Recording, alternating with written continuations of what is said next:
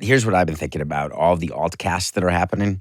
And I was thinking about John and getting his budget shown to him as he's looking at his P&L, and he knows what he paid out in rights to, let's just take football. And he knows what he's paying the announcers, Joe Buck and Troy Aikman, which is an unbelievable amount for each of them, and they're great. And then he gets presented with, you know what? We're going to bring in the Mannings. We're going to put that on a different channel for an altcast. And then we're going to do another one where it's going to be for kids. You will not have heard of anyone, but there's slime and various things involved. And you're going to look and say, wait a minute, that's an extra $8 million per production. On what are we doing here?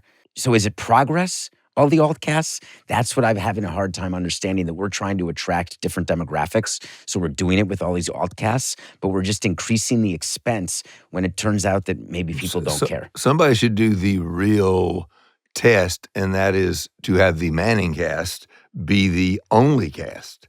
I mean, what do we think? You mean take the game off linear and see how they can? No, just take the announcers away and have it just be them. That's all you can do. The ManningCast is on linear. What would happen if on a Monday Night Football broadcast, your only choice was to cut on and watch the Mannings? Do we believe more or less people would tune in? I believe that roughly the same amount of people would be watching. I watched several Monday Night Football broadcasts this year, almost all of them with my son Clay, and we chose the ManningCast every time. And we did not miss the old school, hey, so-and-so turns around, he hands the ball off, he goes for 3 yards, 2nd 7. I don't miss it at all. I would prefer that people would get more experimental and get more interesting.